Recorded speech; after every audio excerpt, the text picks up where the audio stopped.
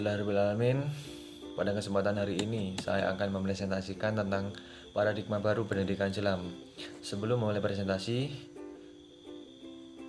perkenalkan nama saya Muhammad Fikri Firmansyah sebagai pemateri pertama.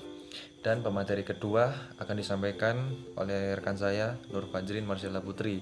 Pemateri ketiga, Ali Rahmawati, dan pemateri terakhir, Eka Putri Lia.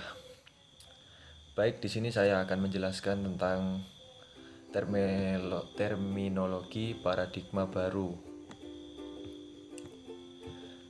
Paradigma pendidikan merupakan pandangan menyeluruh yang mendasari rancang bangun suatu sistem pendidikan. 5.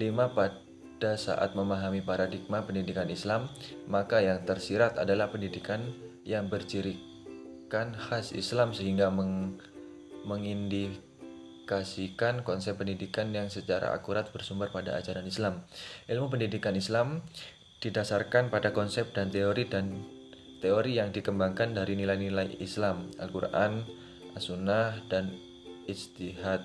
Di samping itu, hakikat pendidikan Islam adalah suatu proses untuk mencapai tujuan bahwa manusia di dunia ini adalah menjalankan amanah Allah SWT dalam arti beribadah kepadanya. B.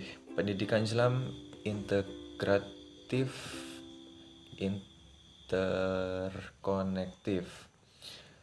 Pendidikan Islam integratif dan interkonektif berupaya memadukan dua hal yang sampai saat ini masih diperlakukan secara dikotomik, yakni mengharmonisasikan kembali relasi-relasi antara Tuhan alam dan wahyu akal, di mana perlakukan secara dikotomik terhadap keduanya telah mengakibatkan keterpisahan pengetahuan agama dengan pengetahuan umum. Secara sederhana, Rauhman Assegaf mengartikan integratif itu terpadu, interkonektif itu terkait, sehingga jika dihubungkan dengan paradigma pendidikan Hadori, maksudnya tiga entitas peradaban dalam kurun Hadro al-Nas, Hadro al-Falsafah, dan Hadroharo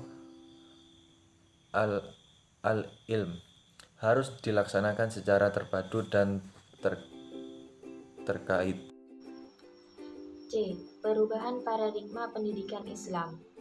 Perubahan paradigma pendidikan dari paradigma lama ke paradigma baru, terdapat berbagai aspek mendasar dari upaya perubahan tersebut, yaitu: pertama, paradigma lama terlihat upaya pendidikan lebih cenderung pada sentralistik, kebijakan lebih bersifat top-down, orientasi pengembangan pendidikan lebih bersifat parsial. Pendidikan didesain untuk sektor pertumbuhan ekonomi, stabilitas politik, keamanan, serta teknologi perakitan.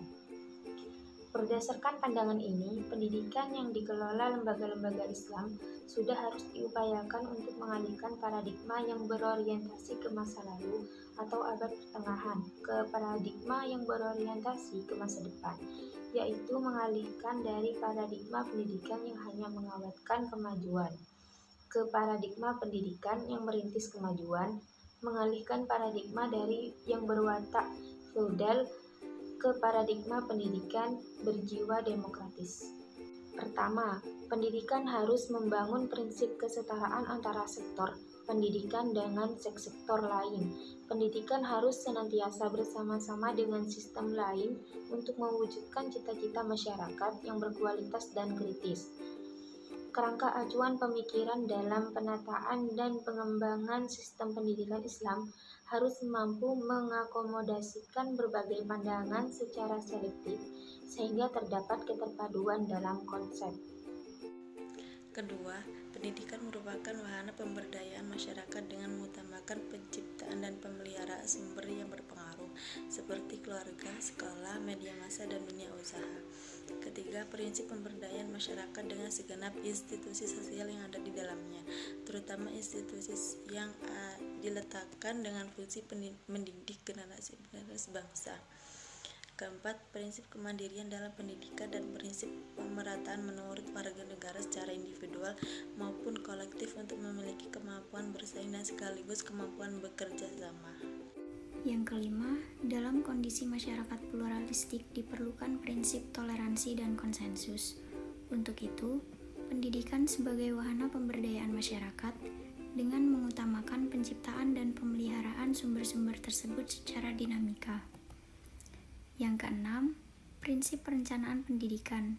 Pendidikan selalu dituntut untuk cepat tanggap atas perubahan yang terjadi dan melakukan upaya yang tepat secara normatif sesuai dengan cita-cita masyarakat.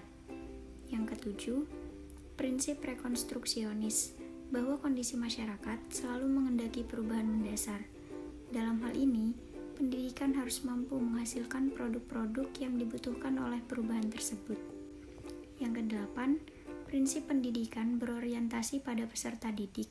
Dalam memberikan pelayanan pendidikan, sifat-sifat peserta didik yang umum maupun yang spesifik harus dipertimbangkan.